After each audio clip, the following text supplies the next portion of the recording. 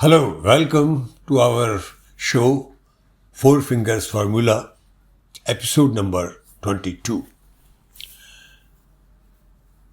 आज का एपिसोड ज़रा थोड़े से अनहैप्पी से नोट पे शुरू करता हूँ. एक सवाल करता हूँ, बड़ा अहम है. अगर कोई ट्रोल सोशल मीडिया पर, एक नहीं बहुत सारे ट्रोल्स, लिखे कि हम तुम्हारी जो बच्ची है 9 महीने की बच्ची, उसका रेप करेंगे हम, तुम्हारी हिम्मत कैसे हुई इस तरह से किसी की सपोर्ट करने की एक मुसलमान को. कैसा लगेगा? आघात पहुंचेगा ना. ऐसा ही हुआ हमारे भारतवर्ष में, जहां पर we have always been very proud about our humanism, भाईचारा, वहां आज बहुत ही दिल को दहलाने वाली हरकतें हो रही हैं. क्रिकेट वर्ल्ड के icon, one of the most respected cricketers, Virat Kohli को ये धमकी, उनकी पत्नी को, अनुष्का शर्मा को, जो बहुत बढ़िया स्टार है, फिल्म स्टार है, ये धमकी दी गई कि आपकी जो बच्ची है 9-10 महीने की, उसको हम रेप कर देंगे. क्यों दी गई? उसकी वजह ये कि हिंदुस्तान पाकिस्तान के T20 वर्ल्ड कप मैच में हिंदुस्तान की हार हो गई, पाकिस्तान जीत गया. हिंदुस्तान की टीम में सब जितने भी खिलाड़ी थे वो हिंदू थे, सिवाय एक खिलाड़ी के. वो थे मोहम्मद शामी, जो कई दफ़ा काफ़ी मैच जीत चुके थे हिंदुस्तान के लिए. फास्ट बॉलर हैं वो. तो इस मैच को हारने के लिए पूरा सेहरा उनके नाम डाल दिया गया और इतने गंदे गंदे ट्रोल्स मोहम्मद शामी के नाम से आने शुरू हो गए कि वो पाकिस्तानी एजेंट है, वो मुसलमान है, ये है, वो है. ऐसे में क्या होना चाहिए था? ऐसे में वही होना चाहिए था जो हुआ. वो ये कि एक self respecting captain of a team stands up for its team, his teammates. Virat Kohli ने अपनी चुप्पी तोड़ी, without worrying about anything. He acted like a man he should have been. एक कैप्टन को, एक लीडर को जो करना चाहिए वो उन्होंने कहा. उन्होंने ट्वीट किए, उन्होंने लिखा, पढ़ के बताता हूँ. Attacking someone over their religion is the most pathetic thing one can do as a human. That is a very sacred and personal thing. People take out their frustration because they have no understanding of what we do, Kohli told reporters in Saturday's pre-match press conference. Virat Kohli का ये लिखना था कि उनके ऊपर धमाधम attack शुरू हो गए. ये किधर जा रहा है हमारा मुल्क? ये एक वानगी है. एक दूसरी घटना जिसने हम सबको हिलाया, वो थी एक फिल्म सुपरस्टार के बेटे को बेल मिली आखिरकार, लगभग 1 महीने जेल में रहने के बाद. आर्यन खान, शाहरुख खान साहब का बेटा, 2 अक्टूबर को एक शिप पर एक छुट्टी के से माहौल में वो जाने वाले थे और कई लोग पकड़े गए.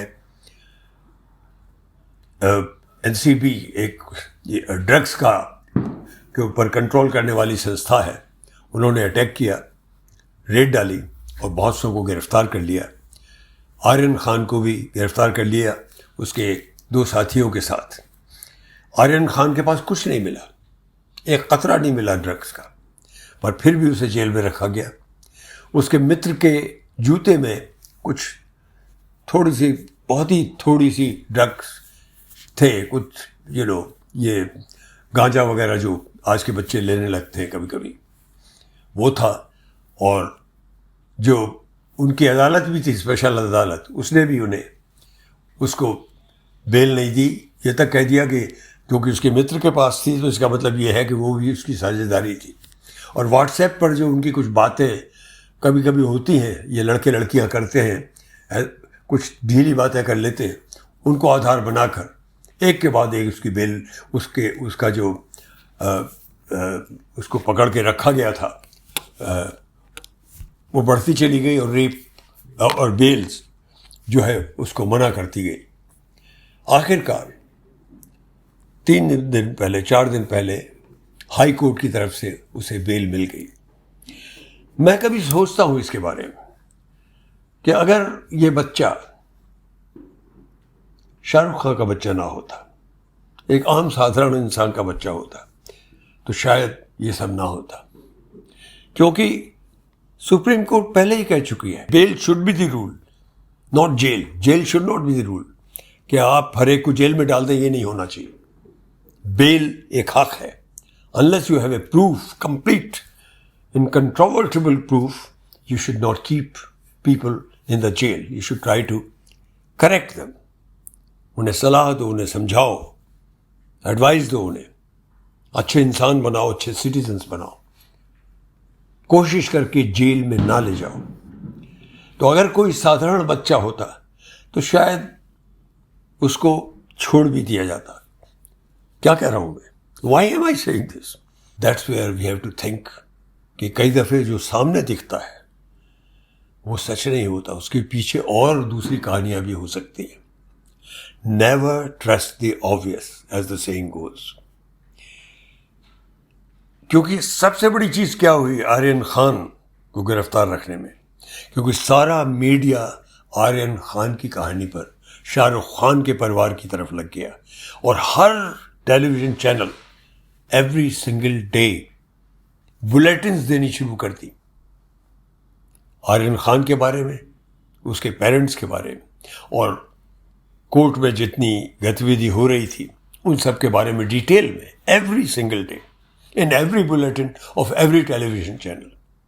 और जब जिस दिन उन्हें छोड़ा गया तो उसके गाड़ी में बैठने तक से लेकर गाड़ी कैसे चली और गाड़ी कैसे उनके घर आई मन्नत, और कैसे लोग वहाँ पे थे, इकट्ठा थे, सब एक एक चीज़ की, जैसे कि एक बहुत बड़ा नेता आ रहा हो उसकी रिपोर्टिंग होती है, उस तरह से की जा रही थी।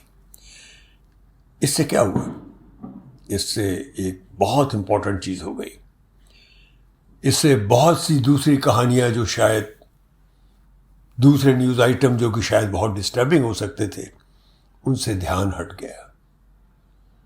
इन दिनों जिस तरह से महंगाई तेजी से बढ़ रही है, जिस तरह से पेट्रोल और डीजल और गैस के दाम आसमान को छूते चले जा रहे हैं और एवरी सिंगल डे बढ़ रहे हैं, उस सब पे कम ध्यान जाए, ये दिमाग में आती है बात। कहीं इन सब कहानियों के पीछे कोई बहुत बड़ी चेस की चाल तो नहीं है?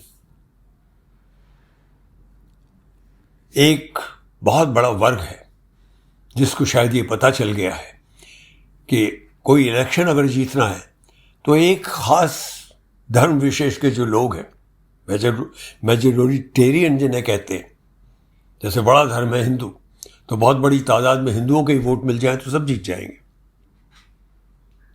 कहीं वो तो नहीं है, एक आउटरीच पैदा की जाए, क्योंकि फिल्म स्टार जिसके बेटे का जिक्र है वो हिंदू नहीं है, तो भावनाओं को उठाना, उत्तेजित करना लोगों को, कहीं ये तो उद्देश्य नहीं था। और जो बहुत सी चीजें हो रही हैं, जिस तरह से अनएम्प्लॉयमेंट बुरी तरह से झकझोर रहा है लोगों को, हमारी सरहद पे जो हालात हो रहे हैं, हमारी जमीन पर अभी तक आकर बैठे हुए हैं चीनी, उस सब से ध्यान बटाने की कोशिश तो नहीं हो रही है। ये सब बातें सोचनी बड़ी जरूरी होंगी, क्योंकि अभी हाल में 2-2.5 महीने में एक बहुत ही बड़ी मात्रा में, बहुत बड़े स्केल पर इलेक्शन होने वाले हैं। एक प्रांत में जो सबसे बड़ा प्रांत है, जहां से सबसे ज्यादा नंबर के लेजिस्लेटर्स आते हैं, कहीं ये उसको ध्यान में रखकर डिजाइनली तो ये चीज नहीं हो रही है कि एक कहानी को जिसकी तरफ पूरा मीडिया आकर्षित होगा ही, उसको जीवित रखा जाए, उसको सुलगते रहने दिया जाए। ये बात हमको सोचनी बहुत आवश्यक है। आज हालात बड़े अजीब हो रहे हैं। ऑलमोस्ट ऐसा लगता है क्या सिविल वॉर होने वाली है। और अगर ये सिविल वॉर होती है तो ये हिंदू और मुस्लिम के बीच में नहीं, ये हिंदू और हिंदू के बीच में भी तो हो सकती है। क्योंकि जब आप एक बहुत बड़े हमारे स्पोर्ट्स आइकॉन की बच्ची को लेकर ऐसी ट्रोलिंग देखेंगे तो आउटरीच नहीं होगी क्या हिंदू के अंदर भी? क्रोध नहीं आएगा क्या? आक्रोश नहीं पैदा होगा क्या? क्यों मैंने कहा कि हिंदू वर्सेस हिंदू भी तो हो सकता है? क्योंकि लकीली